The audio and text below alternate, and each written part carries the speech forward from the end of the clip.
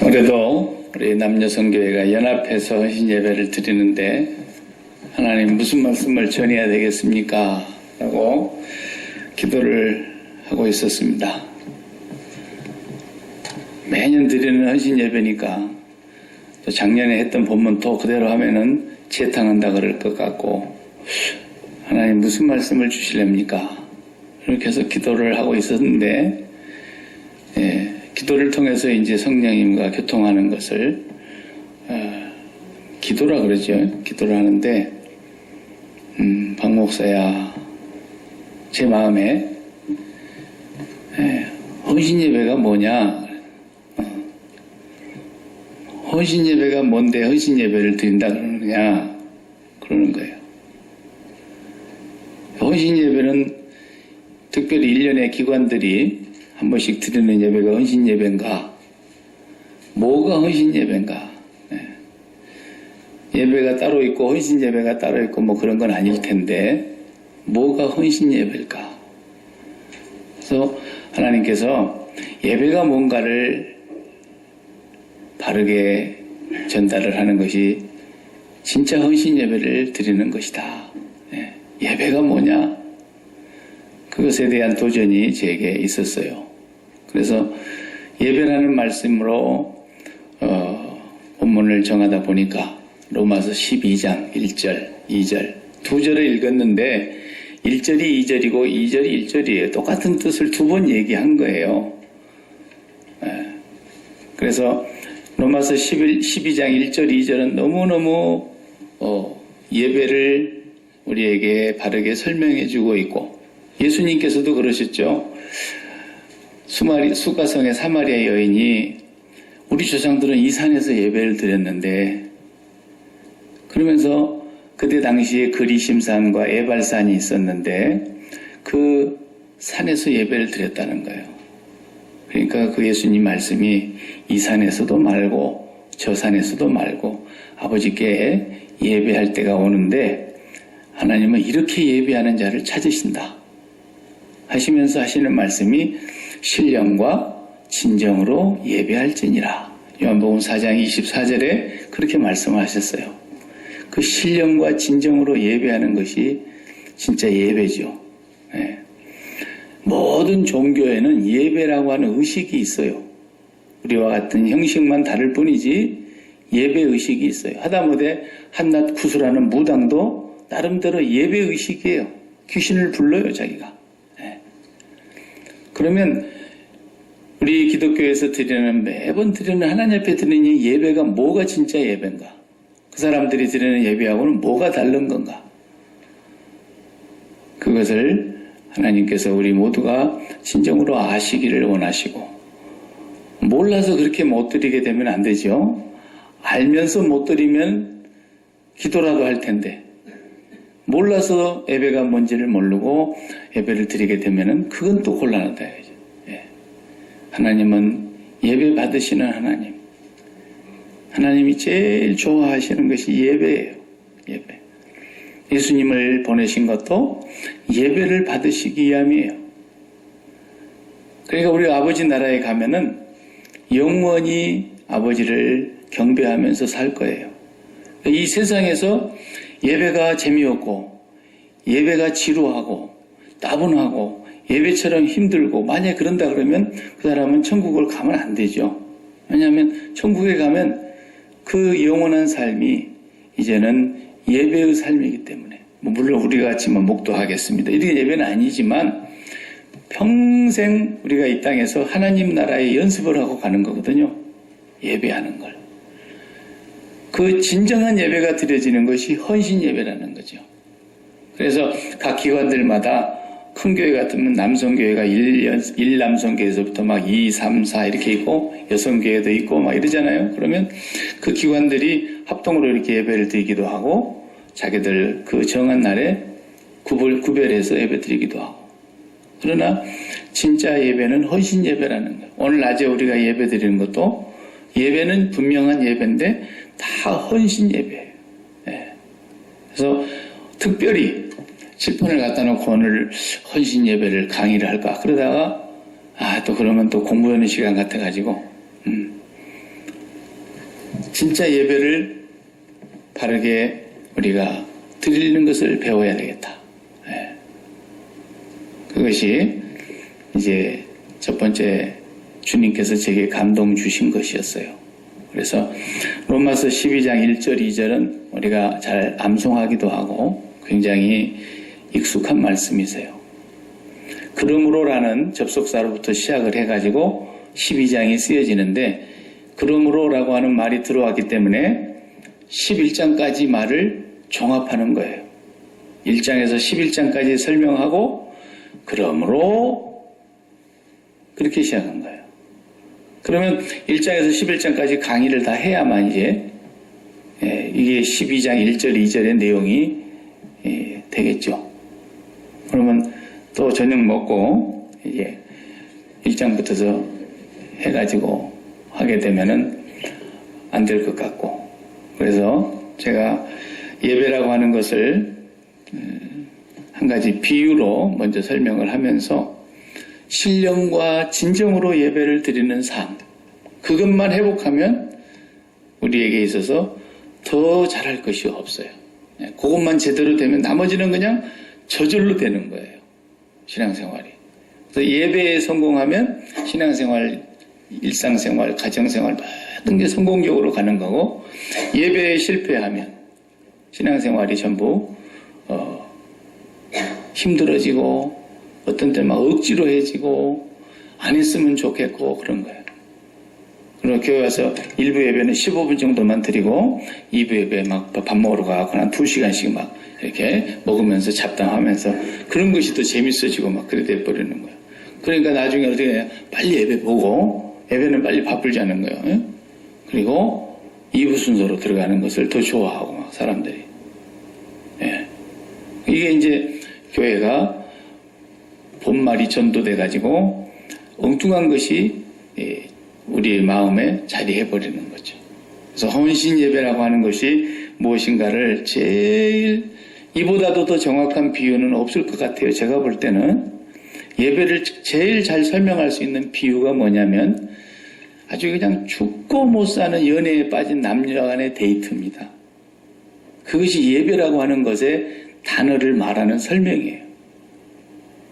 여기 다 이 경험이 두 사람 빼놓고는 경험을 다 해본 사람들이 앉아있는 게 지금 연애하고 데이트하고 막 그렇게 해가지고 결혼에 꼴이 나는 사람들.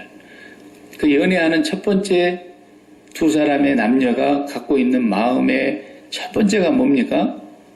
여러분은 안 해봤을 테니까 이제 해본 제가 이제 설명을 드릴 테니까 맞는가 안 맞는가? 안 해본 사람은 그런가 보다 그러고 보고 싶은 거예요. 첫 번째. 너무 보고 싶은 거예요. 요즘 같은 데는 뭐 이제 페이스톡이라 그래가지고 전화기로 얼굴을 그나마 들여다볼 수 있는 전화기까지 나온 세상이지만 옛날에 어디 그런 게 있습니까? 그러니까 이틀 전에 만나고 헤어졌는데 또 보고 싶은 거야. 그래서 또 만나자 그래서 또 만났는데 하루 종일 같이 있어갖고 만났는데 집에 가서 헤어지려고 그러는데 집까지 바래다 줬는데 가기가 싫어 또. 그리고 집에 들여놓고 다시 자기 집으로 돌아간 남자가 또 보고 싶은 거예요. 그게 연애한 사람의 감정입니다. 그걸 안 오면은 그건 연애가 아니에요.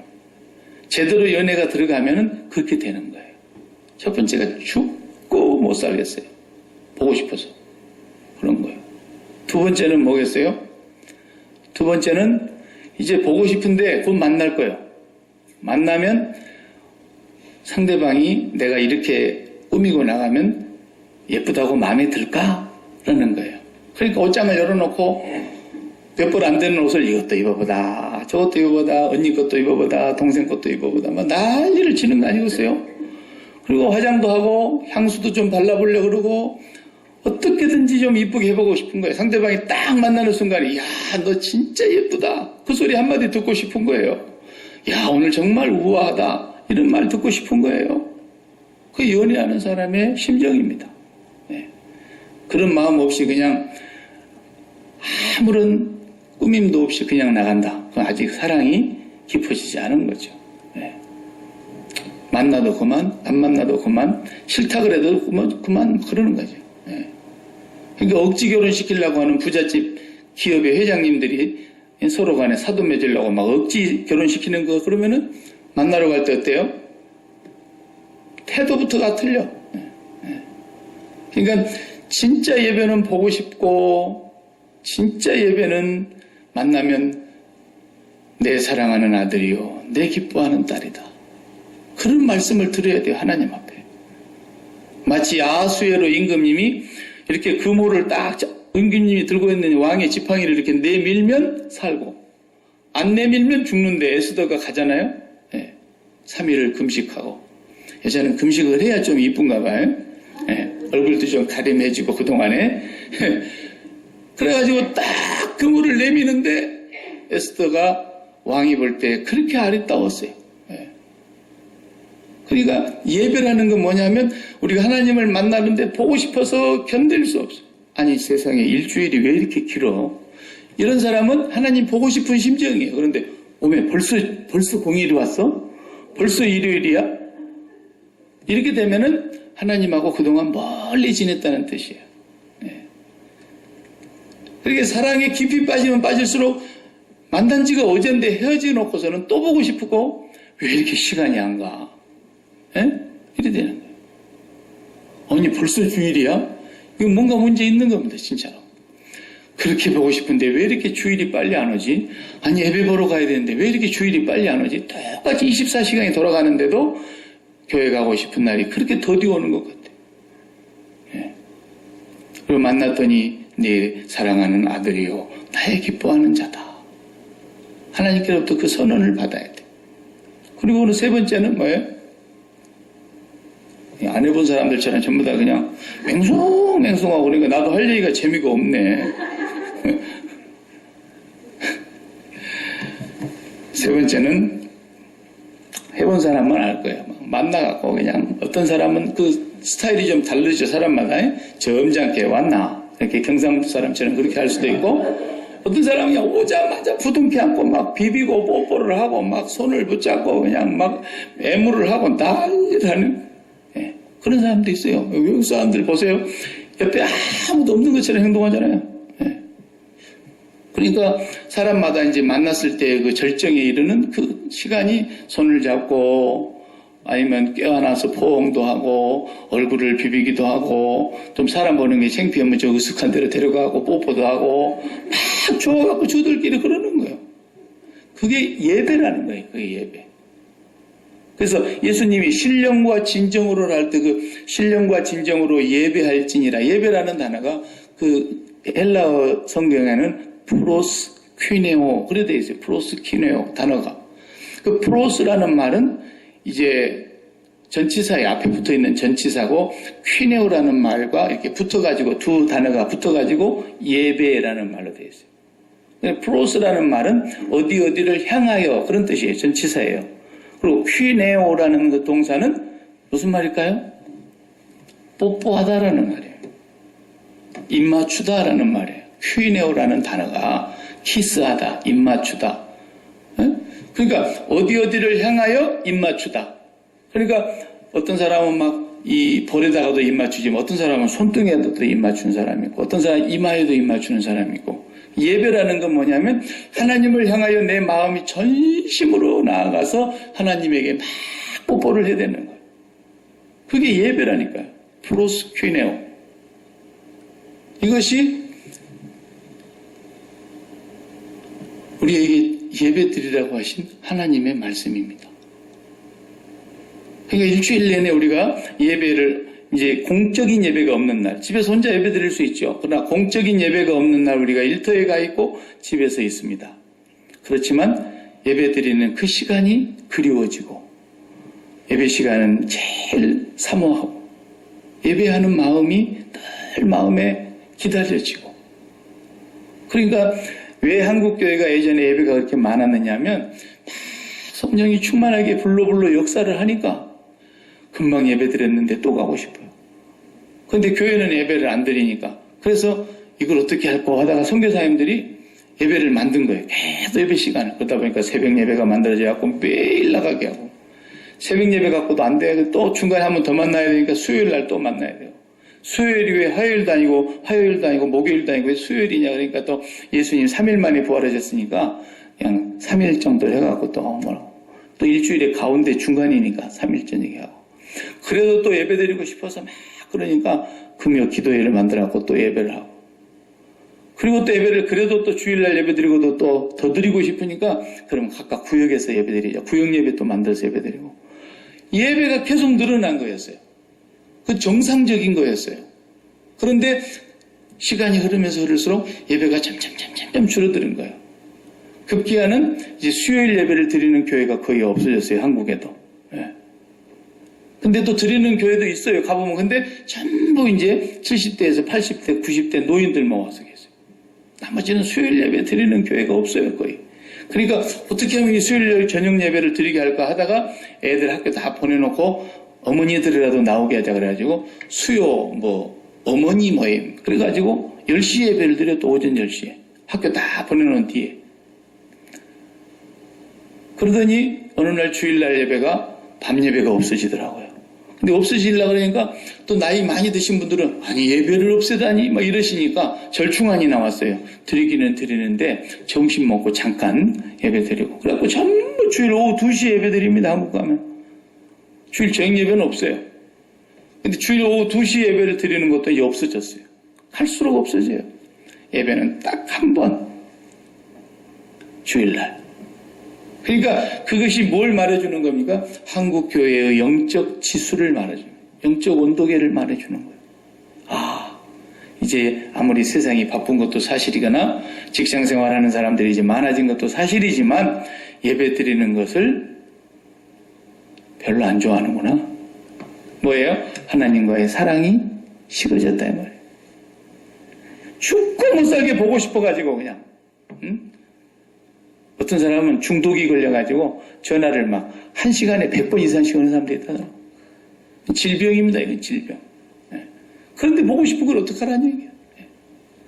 그 정도로 예배는 하나님과의 나와의 인격적인 만남이거든요. 프로스퀴네오. 하나님을 향하여 키스하다. 입맞추다. 이게 오늘 이제 사도 바울이 로마서 12장 1절에서 그러므로 내 사랑하는 형제들아 내가 하나님의 자비하심으로 너희를 권하노니 너희가 하나님이 기뻐하시는 너희 몸을 하나님이 기뻐하시는 거룩한 산 제물로 드리라 그랬어요. 옛날의 성경에는 산 제사로 드리라 그랬죠. 지금 이번 개정 성경은 너희 몸을 하나님이 기뻐하시는 산 제물로 드리라. 번역이 더 정확한 것 같아요. 산 제물로 드리라. 이는 너희 드릴 영적 예배니라. 이 1절의 말씀이 전부를 총괄하고 있는 거예요. 전부를. 2절 말씀은 1절 말씀을 그냥 해석한 것이지 다른 게 하나도 없어요. 그래서 이 거룩한 산 제물로 드리는 것이 무슨 말입니까? 하나님께서 쓰신다라는 거예요. 쓰신다. 우리가 이게 살아있는 제물 아닙니까? 그런데 우리 몸이 여기 이 땅에 있는 동안 이게 살아있는데 이 살아서 움직이고 있는 이 활동력이 있는 목숨이 붙어있는 이 몸을 하나님이 쓰시도록 살아있는 제물로 바치라는 거예요. 그게 헌신 예배라는 거예요. 몸신자에 바칠 헌자 아닙니까? 몸을 바쳐라. 거룩한 산 제물로 바쳐라. 그러는 거예요. 그러면 어떻게 해야 거룩한 산 제물이 될 수 있겠나? 그것만 되면은 예배가 된 거예요. 그게 안 되면 예배가 안 되는 거예요. 예배가 안 되면 그냥 따분한 거예요. 네. 졸려 막 벌써 정신 먹고 났더니 아니 이거 아직 배 소화도 안 됐는데 예배 드린다 그러니까 막 벌써 졸리는 거예요. 네. 그러니까 이 예배라는 게 그래. 예배라는 게. 네. 네. 아유 설교 좀 빨리 끝내지. 뭘 저렇게 오래 길게 하고 있나. 그런 생각도 들고 말이죠. 잡념도 들어요. 아유 예배 끝나고 나면 또 가서 국수 먹어야 되는데 빨리 물 올려놔야 되는데 잡생각만 들어. 잡생각만. 그러니까 또 어떤 사람은 예배 드리다가 오븐에 불 내가 껐나 안 껐나 그런 생각도 들고 잡생각이 막 드는 거예요. 예배를 드리는데 데이트하는 사람이 만나가지고 그렇게 하는데 딴 생각한다는 게 좀 이상하잖아요. 그죠? 그런데 한 가지 첫 번째 불행한 소식은 뭐냐면 우리는 우리 몸을 하나님 앞에 산제물로 드릴 수가 없어요. 우리가 그걸 드릴 수 있으면 얼마나 좋겠습니까? 아무리 드리려고 해도 못 드려요. 영적인 예배는 우리 몸을 산제물로 드리는 건데 진짜 예배인데. 그래서 창세기 6장에 보면 여러분이 성경 공부 이제 문제풀이 하면서 읽으셨을 거예요. 노아의 홍수 전에 하나님이 땅에 있는 모든 코로 숨쉬고 기식이 있는 모든 생물을 다 죽인다 그러셨을 때 그들의 상태가 어떻게 됐다고 표현했어요. 성경에 보면 그들이 뭐가 됨이라. 거기 문제 안 썼구나. 그들이 육체가 됨이라 그러지 않았어요. 그렇죠? 그 모든 심판을 받아 물로 홍수로 쓸어버릴 사람들이 다 육체가 됨이라 그랬어요. 그럼 하나님은 그 사람들을 다 죽인다는 거예요. 앞으로도 마찬가지예요. 불로 심판할 때도 그들이 다 육체가 된 사람은 전부 불로 심판하십니다. 그때는 물로 심판했지만 이제 불로 심판하십니다. 똑같아요. 그들이 육체가 됨이라. 그러면 육체가 됨이라라는 말을 알아야 되겠죠. 그 말의 뜻이 뭐냐면 우리 사람은 몸이 있고 마음이라는 그것이 있어요. 마음이. 그런데 육체가 됐다라는 것은 이 마음이 몸이 원하는 데에 따라가면서 그 몸이 원하는 것에 장악이 된 거예요. 완전히 장악된 거예요. 우리가 육체가 있기 때문에 육체로 인하여서 보세요. 여러분이 사업을 하시잖아요. 많은 분들이 사업하시는데 내일 아침에 문을 열어야 된다면 여러분의 영이 갑니까? 영이 가서 이 문을 착 열고 영이 사업하는 거 아니잖아요. 여러분 몸이 가는 거예요. 몸이. 여러분 사업이 몸하고 붙어 있는 거예요. 여러분 자녀들을 사랑하는데 그 자녀들을 영으로 사랑합니까? 아니죠. 몸으로 사랑하는 거예요. 우리가. 사람을 만나는데 나 바빠서 영만 보내니까 거기 가서 만나보라고. 그런 사람 어디 있습니까? 내가 가야 되는 거예요. 몸이. 전부가 몸이 가는 거예요. 몸이 원하는 대로, 몸이 하자는 대로, 몸이 바라는 소원대로 마음이 그 몸에 원하는 것에 장악된 상태. 이걸 육체가 됨이라 그러는 거예요. 육체가 원하는 대로 쫓아갔다 그랬잖아요. 귀에 들리는 대로 쫓아가고 눈에 보이는 대로 쫓아가고 입에 땡기는 대로 쫓아가고 하고 싶은 대로 쫓아가는 거예요. 이것이 바로 너희가 육체가 됨이라. 이렇게 사는 사람은 마지막 때에 심판하실 때 하나님이 불로 다 멸하신다는 거예요. 앞으로도. 그러면 이 육체가 됨이라의 반대말이 뭐냐? 반대말이. 내 마음이 육체가 원하는 대로 장악이 돼서 끌려가는 것이 아니라 내 마음이 영이 원하는 대로 성령이 원하시는 대로 끌려가는 거예요. 그것이 우리가 신령한 자라 그런 뜻이에요. 육체가 됨이라의 반대말. 그러면 내가 영으로 원하는 그 삶, 하나님의 성령에 내 모든 것이 다 장악되어 있는 마음. 이걸 조금 더 쉽게 풀이하면 이런 거예요. 내가 육체로 인해서 원하는 것이 있는데, 다 그렇게 한 번씩 살아본 경험이 있잖아요. 옷도 새 것이 나오면 갖고 싶고, 유행에 따라서 좀 멋있는 옷이 있으면 능력만 되면 사보고 싶고, 또 먹고 싶은 것이 있으면 돈만 있으면 다 먹을 수 있고, 또 자녀들을 키우는데도 내가 돈 들여가지고 뒷바라지 잘해서 출세를 시켜가지고 인류대학을 보내가지고 인류 직장을 가져가지고 인류 결혼식을 만들어가지고 인류의 그런 모든 것을 만들어보고 싶은 욕구도 있고, 몸이 원하는 게 어디 한두 가지입니까? 어떤 사람은 어떻게 한 남자로 만족하고 살아? 그래서 어떤 사람은 어떤 한 여자로 어떻게 만족하고 살아? 그래가지고 남편도 이 사람 만나보고 저 사람 만나보고 5번이나 만나보고 6번째로 지금 붙들고 살고 있는데도 안 채워지는 거야. 그 여자가 누구예요? 성이 사시로 시작하는데 사마리아 여인. 육체가 원하는 대로 해보고 싶은 대로 다 해보는데 마음이 그대로 끌려가는 거예요. 이것이 바로 저주받은 육체가 된 사람이라고 말해요. 그러면 왜 그렇습니까? 그런 육체로 사는 사람들의 이유를 알아야 돼요. 마음이 어떤 건가를 우리가 알아야 돼요. 도대체 마음이 뭐길래 그렇게 살까? 그것은 마음은 하나님이 빈 공간으로 창조해 주셨어요. 마음의 영역은 빈 영역이에요. 빈 영역. 텅 빈 거예요. 그래서 그 마음이라고 하는 영역에 본디는 에덴 동산에 살고 있었을 때는 하나님으로 꽉 차 있었어요. 그러니까 하나님 한 분으로 그냥 만족한 상태로 살고 있었던 거예요.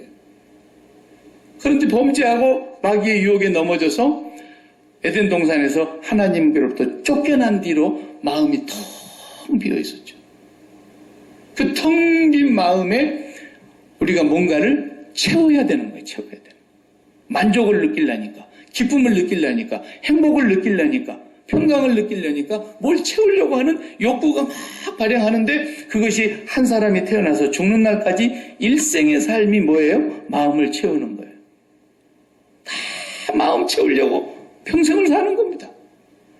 그래서 남들 자식보다 우리 자식을 더 좀 인류대학으로 어떻게든지 보낼 수만 있으면 보내가지고 남들보다도 더 나은 그런 자식으로 만들어보고 싶은 마음을 내가 그걸 채우고 싶은 거예요. 그렇게 만들어놔서. 돈도 남들보다 좀 더 많이 벌어서 여유 있는 돈을 많이 쌓아놓고 내 마음에 평강을 얻고 기쁨을 얻고 만족스럽게 살고 싶은 거예요. 사업을 해가지고 하나만 가지고 양이 안 차요. 더 큰 사업도 할 만하니까 크게 늘려서 더 많은 사업에 성공을 이루어가지고 또 내가 이만큼 성공을 이루었으니까 사회적으로도 높은 지위가 있으면 돈을 주고 사서라도 내가 저 높은 지위 이런 것들로 전부 마음을 채우는 거예요. 사람의 일생은 뭡니까? 마음 채우는 거예요. 일생도록 그것을 하다 죽는 겁니다. 이것이 바로 그들이 육체가 됨이라는 거죠. 그것으로 내가 기뻐하고 싶고. 그래서 여러분 안 그렇습니까? 돈이 잘 벌려서 생각보다도 2배, 3배 벌렸어요. 기쁨이 와요. 또 자식을 키웠는데 자식이 생각지도 않게 막 너무 잘 돼가지고 학교를 들어가라 그랬더니 인류대학을 들어가가지고 장학금으로 4년 동안 돈 한 푼 안 내고도 막 가게 해놓으니까 이 아이로 인해서 내 마음에 기쁨이 막 채워지는 거예요. 그러고 나서는 건강검진하면 종합검진을 다 해봤더니 어디 아픈 데 가게 눈곱만도 없다. 앞으로도 막 모세까지 살겠대. 모세처럼. 그래 또 마음이 평안해지는 거예요. 그래서 내가 사업을 모세까지 산다니까 사업을 더 크게 해야 되겠구나 해가지고 사업장을 막 늘렸는데 늘린 대로 되는 거야 막 이게. 거기서 기쁨이 오고 거기서 만족감이 오고 거기서 행복이 오고 막 그러는 거예요. 세상 사람들 그렇게 안 사나요? 다 그렇게 살아보려고 몸부림치죠. 일생의 사람은 이 빈 마음 채우기 위해서 사는 겁니다. 근데 이렇게 사는 사람들은 홍수가 나서 싹 다 죽였다는 거예요. 그렇게 사는 사람들은 마지막 때에도 심판의 불로 전부 영원한 저주의 불구덩이로 들어간다는 거예요.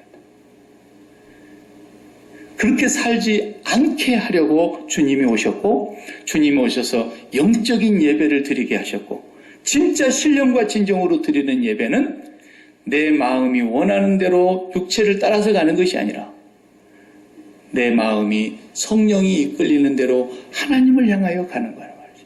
그래서 하나님을 향하여 가가지고 하나님을 껴안고 뽀뽀를 하는 거예요. 프로스큐네요. 그게 예배라는 거예요. 이 예배가 진정한 예배고 우리가 그 예배의 성공을 위해서 가야 된다는 거죠. 헌신 예배도 거기에 예외가 아닙니다. 우리가 하나님 만나서 성공하는 것이 최고의 예배라는 거예요. 그러니 여러분 보세요. 거룩한 산 제물로 드리라. 이것이 너희의 드릴 영적 예배니라. 한번 따라합시다. 너희 몸을 거룩한 산 제물로 드리라. 이것이 너희가 드릴 영적 예배니라. 예, 이게 헌신 예배예요. 우리 몸을 드리는 거 아닙니까? 그런데 이렇게 몸을 드리려고 하니까 드릴 수가 없는 이유가 뭐냐? 이놈 몸이 그래도 좋아하는 게 있어. 이 육체가 그래도 좋아하는 게 있어. 이 육체가 바라는 소원이 있어요. 그런 것들로 인해서 아직도 마음에다 채우고 싶은 것들이 막 있는 거예요. 이걸로는 우리 몸을 하나님 앞에 드릴 수가 없어요. 할아버지 할머니들이 손자나 손녀들한테 명절날 집에 오면 기도해 주시죠. 그럼 기도해 주면 하나님 아버지 우리 아무개 큰 일꾼 만들어 주세요. 우리 아무개 하나님 앞에서 충성하는 사람 만들어 주세요. 할아버지 할머니들이 다 축복 기도를 해 주시죠. 그러나 그 축복 기도를 해줘도 이 몸을 하나님 앞에 거룩한 산제물로 드릴 수가 없다니까요. 주여 내가 이제는 아버지 뜻대로 살겠나이다. 아버지께서 보내는 대로 내가 가겠나이다. 선교사의 마음을 품고 그렇게 하나님 앞에 기도를 해도 우리 몸을 하나님 앞에 거룩한 산제물로 드릴 수가 없어요. 왜 그러느냐? 아직도 우리 마음에 몸이 원하는 것을 쫓아가거든요. 몸이 원하는 걸 계속 쫓아가는 거예요. 몸이 원하는 게 완전히 없어져야, 몸이 원하는 것으로 더 이상 채우려고 하는 욕구가 없어져야, 몸이 원하는 대로 채워서 내가 행복을 찾고, 몸이 원하는 대로 채워서 내가 기쁨을 찾고, 몸이 원하는 대로 채워서 내가 행복하고 만족하려고 하는 마음이 있는 한 이 몸은 거룩한 산제물로 드릴 수가 없어요. 아무리 드리려 해도 하나님 앞에 드려지지가 않아요. 어떻게만 거룩한 산제물로 드릴 수 있느냐? 하나님 아버지, 이 내 마음이 성령의 이끌림을 받아 하나님께로 가서 우리 주님이 십자가에서 죽으시고 부활하셔서 승천하여 가신 그곳으로 우리의 마음이 이끌려 그리스도와 함께 하나님 아버지를 만나서 하나님 아버지 앞에 키스를 하고 하나님 아버지를 뽀뽀를 하고 하나님 아버지를 그리워하고 하나님 아버지를 만남으로 인해서 내 마음에 채워지는 만족, 내 마음에 채워지는 행복, 내 마음에 채워지는 기쁨, 그것이 채워지게 되면은 어떤 증상이 나오느냐? 더 이상 세상의 것으로 뭘 채우려고 하는 욕구가 없어지는 거예요. 그래서 초대교회를 여러분 사도행전 2장을 읽어보니까 신기한 현상이 일어나잖아요. 성령이 오시기 전에는 그 모든 사람들이 다 자기 살림하고 있었고 자기 직장생활, 자기 사업, 자기 자녀 키우면서 살고 있었어요. 그런데 어느 날 약속하신 성령이 거기에 임하고 나니까 사람들이 자기의 미래를 위해서 준비해놓고 재산을 정리해놓아서 모아놓고 저축해서 모아놓고 아끼면서 살림살이를 늘려놓고 땅을 사놓고 밭을 사놓고 집을 짓고 하던 사람들이 다 어떻게 됩니까? 전부 다 팔아가지고 사도들의 발 앞에 두니라 그랬어요. 그리고 그것을 가지고 없는 사람 있는 사람이 다 공평하게 나눠서 먹는데 뭐 배분을 잘못한다고 막 교회가 문제가 일어나기도 하고 그래서 7 집사님을 세우는 일도 있었지만 어쨌든 그러니 뭐라 그랬어요? 자기 것을 자기 것이라고 하는 자들이 하나도 없더라고요.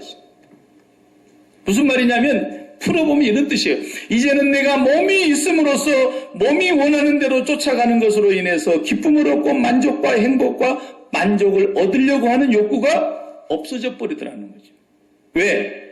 이 영이 하나님께로부터서 하나님을 만나고 나니까 하나님의 것으로 채워버리고 나니까 성령이 채워지고 성령의 기쁨이 오고 성령의 만족이 오고 성령의 행복이 오니까 세상으로부터서 얻으려고 했던 옛날의 그 기쁨과 만족은 돌덩어리만 딴 되더라고요. 사도 바울의 표현이 바로 그래서 배설물 같더라 그랬어요. 이런 상태가 되면 이제 이 몸을 하나님이 받으시는 거예요. 하나님께서는 그때에 우리의 몸을 거룩한 산제물로 받으세요.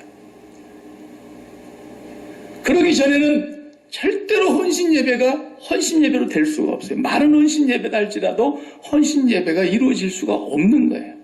하나님 저를 좀 제발 써주세요. 아무리 써달라고 얘기를 해도 아니야. 네 몸이 지금도 해 아래에 있는 것으로 기뻐하려고 하지 않냐 너. 에? 구름 아래에 있는 것으로 인해서 너가 지금도 행복을 추구하려고 그러고 구름 아래에 있는 것을 네 마음에 채워가지고 기쁨을 얻으려고 하고 구름 아래서 일어나는 일을 가지고 네 마음에 행복을 추구하고 있는데 어떻게 내가 너를 쓰겠냐라는 거예요. 하나님이 우리 몸을 쓰실 때는 구름 아래에 있는 것이 아니라 구름 위에, 해 위에 있는 하나님의 나라에 있는 것으로 이미 너무너무 기쁨이 넘치고 너무너무 만족이 넘치고 너무너무 행복이 넘치고 너무너무 감격이 넘쳐 있어서 이제는 내가 세상의 것은 도무지 먹고 싶은 생각도 더 갖고 싶은 생각도 옛날에 같으면 그걸로 갖고 기쁨을 채우려고 그 몸부림치던 것들이 다 정말 배설물처럼 보이면서 하나님으로 이미 충만히 기쁨을 갖고 있을 때 하나님은 이제 이 몸은 쓸 데가 없구나. 그리고 하나님이 그때부터 쓰시는 거예요. 이게 로마서 12장 1절의 의미입니다. 그래서 왜 11장까지 길게 얘기를 했느냐? 1장부터 11장까지 뭘 얘기하려고 그렇게 길게 얘기했느냐? 믿음으로 구원받는 걸 얘기하려고 앞에서 믿음을 계속 설명한 거예요. 믿음이 뭔데? 네 심장을 하나님께 빼서 바치는 거라는 거예요. 너를 위해서 영원히 저주받아 죽을 수밖에 없는 너를 위해서 예수 그리스도가 나의 저주를, 나의 형벌을 다 감당해 주심으로써 그분만을 믿음으로, 그분만을 의지함으로 네가 하나님의 자녀가 돼서 하늘 보좌에 앉을 수 있는 영광스러운 그의 자녀가 되었다. 그 자녀됨의 기쁨을 날마다 예수 그리스도를 통하여 하나님을 만나고 예수 그리스도를 통해서 하나님과 키스하면서 거기서 내 마음에 모든 것이 다 채워지면 더 이상은 내가 채우고 싶은 것이 없어지는 거예요. 예수를 믿고 나서 그런 경험이 반드시 한 번은 있어야 되고 그 이상 계속 있어야 돼요. 그런 경험이 한 번도 없다면 그 사람은 이제 금식하며 기도해야 돼요. 하나님, 내 육체가 원하는 것이 제일 필요한 것이 먹는 것인데 나는 이 먹는 것까지도 절제하면서 금식하면서 당신을 원합니다. 그렇게 기도해야 돼요. 그런 경험이 있었다면 분명히 그 경험의 지점으로 돌아가서 한번 생각해 봐요. 그 경험을 하고 나면 세상에 부러운 것이 하나도 없어요.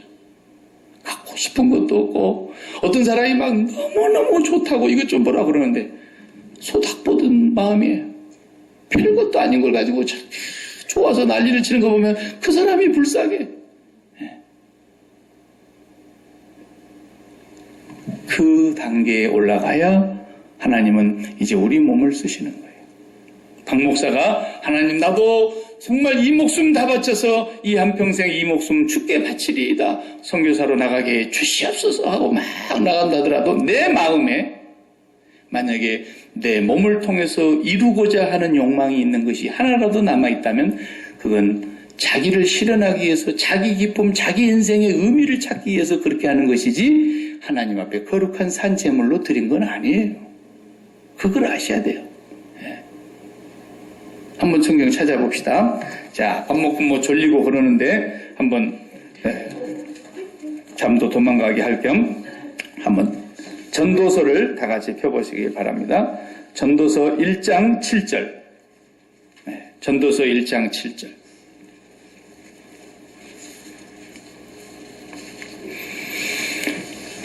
다 같이 전도서 1장 7절을 찾으셨으면 이제 한 목소리로 읽겠는데요. 아니 거기 솔로몬이 왕으로 있어서 고백한 걸 한번 보십시오. 자, 솔로몬의 말년의 고백을 잘 읽어보세요. 7절 시작. 모든 강물은 다 바다로 흐르되 바다를 채우지 못하며. 신기하죠? 온 세상 강물이 다 바다로 들어가는 거 여러분 아시잖아요. 근데 바다가 그러면 막 넘쳐버려야 되는데 바다가 채워지는 거 봤어요? 안 채워져요. 신기하죠? 그 다음에 강물은 어느 곳으로 흐르든지 그리로 연하여 흐르느니라. 모든 만물이 피곤하다는 것을 사람이 말로 다 할 수 없나니 눈은 보아도 족함이 없고 귀는 들어도 가득 차지 아니하도다. 이미 있던 것이 후에 다시 있겠고 이미 한 일을 후에 다시 할지라.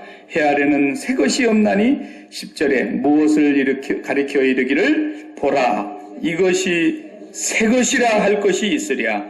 우리가 있기 오래전 세대들에게도 이미 있었느니라 그랬어요. 이게 솔로몬의 한 번의 평가입니다. 여기 로마서 12장 1절에 전부를 말해주는 내용이에요. 무엇을 채워도 채워지지 않아. 솔로몬이 제일 많이 가진 사람 아닙니까? 현대에 와서 인류 역사의 최고 부자를 계산해 보니까 솔로몬이더래요. 솔로몬만큼 부자는 아직 안 나타났습니다. 빌 게이츠 게임도 안 돼요. 솔로몬하고는. 솔로몬은 은덩어리 같은 건 돌로 차고 다녔어요. 돌부리에 걸리도록. 예. 그렇게 부자였어요. 근데 이 솔로몬 하는 말 보세요. 모든 강물이 산골짜기에서 모여온 졸졸졸졸 시냇물로 모여서 강을 이루고 강이 바다로 다 들어가는데 강은 바다를 채우지 못해요. 그것이 뭘 말하는 겁니까? 우리 인간의 마음이라는 것이 그런 거라는 거예요. 무엇을 갖다가 채워도 채워지지가 않는 게 인간의 마음인데. 예. 처음에는 자기야 당신 없으면 못 살아 그러면서 막 죽게 하면 살기로서 연애하다가 결혼에 꼴인해봐요. 결혼에 꼴인하고 나면 남편은 막 사업에 바빠가지고 한국에 있을 때 되게 그러지 않습니까? 그 부인은 그때는 일을 안 하고 되게 남자들이 와서 일하는 시대였으니까 그럼 막 남편은 사업하느라고 이 사람 저 사람 이 여자 저 여자 다 만나니까 남편의 마음에는 오직 회사와 관련된 사람들이 꽉 들어차는 거예요. 그냥 부인한테는 돈은 다박다박 갖다 주는데 부인이 돈 갖다 주니까 좋지요. 집에 있으면서 쇼핑도 가서 사고 싶은 것도 사서 해보고 입어보고 뭐 갖고 싶은 것 다 가져보고 뭐 쓰고 싶은 대로 써보고 막 해보는데 보니까 어느 날 보니까 남편의 마음에는 내가 없어. 그러면 뭐예요? 루이 빗똥을 세워봐도 별 볼 일 없고 그럼 똥이다 똥. 에? 그렇게 나한테 돈을 물 쓰듯이 쓰라고 갖다 주는데도 내 마음에 우리 집사람, 우리 남편, 아빠의 마음에 남편의 마음에 내가 없다라는 걸 아는 순간 그 모든 것이 다 싫은 거예요. 배반당한 기분이에요. 사람의 마음이라는 게 그렇다는 거예요. 예.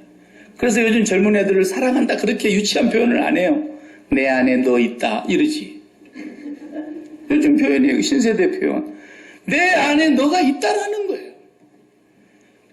이 세상에 그렇게 많은 여자가 있는데 내 마음 안에 받아들여지는 여자는 너 하나뿐이다. 그것이 사랑이라는 뜻인데 요즘 애들이 그렇게 표현을 하는 거예요. 네. 솔로몬이 1000명의 궁녀를 거느리고 살았다고 성경이 이러잖아요. 나보다 여자 많이 거느린 사람 나와보라는 거예요. 절세의 미녀들 다 데리고 붙고 잡았고 좋다는 것은 다 해봤고 정원도 만들어봤고 농사를 짓기 위해서 하수도 개간도 해봤고 내 앞에 궁궐 같은 집을 지어놓고 모든 걸 다 해봤다는 거예요. 종들도 얼마나 많이 부렸습니까? 그런데도 뭐라 그래요? 해 아래에서 하는 모든 것은 바람을 잡으려는 것이더라 그랬어요. 그래서 모든 것이 헛되고 헛되며 헛되고 헛되니 전부가 다 헛된 것이더라는 거예요. 그런데 육체가 됨이라 그것은 몸이 원하는 대로 이 마음이 장악을 당해가지고 아직도 구름 아래에 있는 것으로 행복과 만족을 찾으려고 하고 거기서 기쁨과 안정을 찾으려고 하는 그 삶을 살아가는 사람들은 절대로 하나님 앞에 거룩한 산제물로 드려지지가 않아요. 내 몸뚱아리 절대로 못 내놓습니다. 그래서 예수님 그러잖아요. 일생의 죽음에 매여 죽음의 노예가 되어 죽기를 두려워하는 자들을 죽음에서 놓아주려고 오셨다 그랬잖아요. 히브리서 2장에. 죽는 것이 그렇게 두려운 거예요. 왜? 이렇게 해 아래서 내가 가지고 있는 것이 많고 많으면 많을수록 내 몸이 원하는 대로 다 해볼 수 있는데 내가 죽는 순간에 이 모든 것이 나와 끊어지니까. 죽음이라는 거 그거 아무것도 아니고 옷 한 벌 벗는 거예요. 그냥. 새 번 입기 위해서 낡은 옷 하나 벗는 것이 죽음인데 그 간단한 죽음이 제일 무서운 거예요. 해 아래에 있는 것을 그렇게 마음속에 쌓고 살던 사람들은. 그런데 예수님께서 오셔서 이 죽음에 매여 종노릇하고 일생에 죽기를 무서워하는 자들을 놓아주시려고 오셔서 당신이 죽으시고 이제 네 마음에 채워야 될 것이 딴 데 있으니까 이제 너는 그것을 바꿔야 된다. 마음을 새롭게 함으로 변화를 받아. 그 말이 그 뜻이에요. 지금까지 나라고 하는 인격은, 나라는 존재는 어디서 만들어진 겁니까? 제가 철학적으로 옛날에 설명할 때 설명했죠. 칠판을 두고. 나라는 존재는 너가 있어서 만든 거예요. 내가 일생을 고생해서 자식을 출세시켰다 이거예요. 그래서 검찰총장을 만들어놨어요. 너의 자리에. 너의 자리에 검찰총장을 만든 그 사람의 엄마, 나가 만들어진 거예요. 내가 남들보다 더 많이 수고하고 더 노력해서 큰 사업을 크게 그래서 성공해가지고 돈벼락을 맞은 그 너의 자리에 너 때문에 나가 사장이라는 말을 듣는 거예요. 회장인 말이네. 나라는 존재는 전부 너가 있어서 만들어진 거란 말이에요. 그런데 이 죽음 하나가 너와 나와의 관계를 다 끊어버리니까 그렇게 무서운 거예요. 나를 잃어버린다는 것이. 그래서 나를 그렇게 사랑하고 그렇게 나에게 더 채우고 싶어하는 욕망이 불들지 끓고 있는데 무슨 거룩한 몸을 하나님 앞에 산제물로 드려지겠어요. 절대로 하나님이 받으시지도 않지만 바치려고 해도 하나님이 안 받아요. 어떨 때만 받아지는 거냐. 하나님, 나는 지금까지 해 아래에서 내 마음에 채우는 것이 있는 줄 알았습니다. 해 아래서 내 마음을 채워줄 수 있는 뭔가가 있는 줄 알았는데 솔로몬의 얘기대로 나는 다 가져보진 않았지만 솔로몬의 말대로 해 아래서 바람을 잡는 것과 같다는 것을 이제 어렴풋이 나이 중년이 넘어가면서 깨닫기 시작하는 거예요. 아, 해 아래는 내 마음을 채울 수 있는 게 없구나. 그래서 주님께서 죽으시고 부활하셔서 승천하신 그곳, 나도 주님과 함께 십자가에서 연합하여 죽고 주님과 함께 따라 올라가서 하나님 아버지를 만나는 그 예배, 거기에 입맞추는 그 예배, 거기서 오는 그 기쁨, 거기서 오는 그 행복, 거기서 오는 그 만족, 그것이 내 마음에 채워지고 나니까 해 아래서 채워주던 건 다 배설물로 보이는 거죠. 더 이상 내 몸에 채울 것이 없는 거예요. 더 이상 내 몸이 원하는 것이 없는 거예요. 그때에 내 몸을 하나님이 거룩한 산제물로 그때부터 쓰시는 거예요. 그래서 살아도 주를 위하여 살고 죽어도 주를 위하여 죽나니 나의 달려갈 길과 주 예수께로부터 받은 사명, 이 은혜의 복음 증거하는 일을 마치려 하면은 내 몸뚱아리 아무것도 소중하게 여기지 않겠다는 거예요. 더 바랄 것이 없는 거예요. 내 몸이 더 바랄 것이 없는 상태. 그것이 하나님이 그때부터 나를 거룩한 산제물로 내 몸을 쓰신단 말이에요. 네. 우리가 어디서부터서 미끄러져 있는가를 진단할 수 있어야 되고 그러기 위해서 이제는 우리가 한 가지를 바르게 하면 되는 거예요. 어떻게 하면 그러면 내가 이 구름 아래에 있는 것으로 기뻐하지 않고 그것으로 더 이상 내 몸의 마음을 채우려고 하지 않고 구름 위에 있는 것으로 하늘에 감추어져 있는 그 가득한 보화와 그 그리스도 안에 있는 부요함으로 내가 채우려고 하면 어떻게 해야 되는 거예요? 더 이상 세상의 것이 내 눈에 차지 않을 정도로 하늘의 것을 받으면 되는데 그래서 하나님께서는 그 길을 한 가지를 두신 거예요. 나와 함께 십자가를 붙잡고 기도하라는 거예요. 눈에 보이는 소망을 누가 바라겠느냐? 보이지 않는 그 소망이 네 것이 되고 싶으면 참고 기다릴지니라. 기도하고 인내하며 기도하고 인내하며 날마다 그것이 소원이라고 기도해야 되는 거예요. 그것을 사모해야 되는 거예요. 기도를 쉬고서는 절대로 주어지질 않아요. 강 목사가 이렇게 알아듣게 아무리 설명을 하고 알아듣는 것처럼 고개 끄덕끄덕해도 논리적으로는 맞는 얘기이지만 절대로 내 것이 안 되는 이유는 기도하지 않아서 그런 거예요. 기도해야 돼요. 주여 나는 그리스도와 함께 그리스도가 세상에서 십자가에서 죽으심으로 나도 이 세상을 끝냈습니다. 나도 죽은 자입니다. 주여 내 소원 한 가지만 들어주십시오. 하늘 아래 구름 아래 매인 것으로는 절대로 내 마음을 채울 수가 없습니다. 하늘 위에 아버지를 만나서 아버지를 껴안고 아버지와 키스를 하고 싶습니다. 아버지를 목말라 해야 됩니다. 그것이 안 돼서 주여 나는 금식하며 주를 구합니다. 신랑을 빼앗길 날이 오리니 그때는 너희가 금식해야 하리라 그랬어요.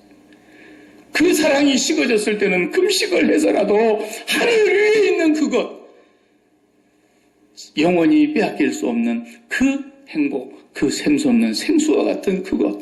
사마리아 여인이 그 많은 것으로 자기에게 채워보려고 몸부림쳐도 채워지지 않았는데 그 순간 예수 그리스도께서 오셔서 이제는 네가 내가 누군 줄 알았다면 나한테 생수를 구하였사 하리라. 네가 주는 물을 마시는 자는 다시 목마르지만 내가 주는 물을 마시는 자는 다시 목마르지 않을 것이다. 그 말을 대화를 나누면서 예수님이 바로 그 선지자, 그 메시아인 걸 알고 그 메시아의 안에 나 같은 여인도 들어가 있다는 걸 깨닫는 순간에 물동이를 버려두고 동네로 뛰어들어가서 평소에 자기를 수근수근하면서 자기를 뒷담화하던 그 모든 여인네들한테 쫓아가서 내가 과거에 살았던 나의 모든 부끄러운 행위를 다 알고 있는 그 선지자를 와서 보라. 온 동네가 다 물가로 나왔다 그랬어요. 그 여인의 그 목말랐던 그 외로움을 하나님께서 채우신 것이죠. 그걸로 채워지기 전에는 솔로몬의 말대로 모든 만물이 다 피곤하다. 채워지지가 않아요. 여러분, 앞으로 우리가 드려야 되는 예배는 반드시 성공해야 합니다. 하나님을 만나고 그분을 껴안고 그분에게 입맞추고 그분에게 꿇어 엎드려 경배를 드리면서 프로스키네요. 진정한 예배가 회복돼야 됩니다. 그러기 위해서 우리는 기도를 쉬지 않고 인내하며 기다리면 반드시 하나님의 성령은 그 사람을 찾아옵니다. 이것이 약속입니다. 반드시 성령님은 그의 마음을 어루만지시고 네가 지금까지 세상으로 채우려고 했던 네 몸이 원하는 대로 네 마음이 지배를 받았던 그 모든 삶보다는 이제는 하늘 위에 보좌에 계신 하나님 아버지께로부터 오는 영원한 기쁨, 어떤 것도 빼앗길 수 없는 참 평안, 참 행복, 그것을 주시기 때문에 사도 바울은 그렇게 몸이 괴로움을 당하고 그렇게 많은 핍박을 당하고 그렇게 많은 배반을 당하고 그 많은 고난을 박해를 받았음에도 불구하고 위로부터서 하나님께로부터 채워진 기쁨을 빼앗을 자가 없었던 거죠. 항상 기뻐하라. 쉬지 말고 기도하라. 범사에 감사하라. 이것이 너희를 향하신 하나님의 뜻이니라. 사랑하는 우리 남녀성교회 성도 여러분, 저를 포함해서 우리는 예배에 성공해야 합니다. 예배가 데이트가 돼야 됩니다. 사랑하는 여인의 데이트, 사랑하는 남자와 여인이 만나는 데이트. 그래서 늘 하나님을 보고 싶어하고 하나님을 그리워하고 쉬지 않고 기도하며 그 소원을 일관되게 기도하며 기다리고 참고 인내하는 자에게 하나님께서는 반드시 그 마음을 터치하시면서 이 세상에 그 무엇으로도 채울 수가 없었던 내 마음에 하나님으로 채워주실 것입니다. 이렇게 되면 2절은 저절로 되는 것이죠. 이제는 하나님의 선하시고 기뻐하시고 온전하신 뜻이 무엇인지를 분별하기 때문에 그 열매가 주렁주렁 맺히게 되는 것입니다. 기도하십시다. 하나님, 오늘 우리 교회 남녀 성교회 혼신 예배로 하나님 앞에서 이 오후 시간에 다시 한번 우리의 마음에 깊은 새로운 결단을 가지게 하여 주시오니 감사합니다. 지금까지 우리가 많은 예배를 드렸습니다. 이 예배가 진정으로 살아계신 하나님과 만나는 인격적 만남이 이루어지기를 간절히 소원합니다. 날마다 주님을 만나기를 그리워하며 오늘 또 예배를 통해서 주님을 만나려고 준비하며 주님을 만났을 때 내 사랑하는 자요 내 기뻐하는 자라고 주님의 품에 안기어서 주님이 주시는 진정한 사랑, 주님이 주시는 진정한 기쁨, 주님이 주시는 진정한 만족과 행복을 누리며 살아가는 저희들 되게 해주셔서 우리의 생애가 이제는 이 몸 주님 앞에 바칩니다. 나의 남은 생에 이 몸 거룩한 제물로 받으시옵소서. 온전히 주님 앞에 드리고 하나님께서 원하시는 삶으로 열매를 맺는 우리 모든 아버지의 자녀들 되게 하여 주옵소서. 예수님의 이름으로 기도하옵나이다. 아멘.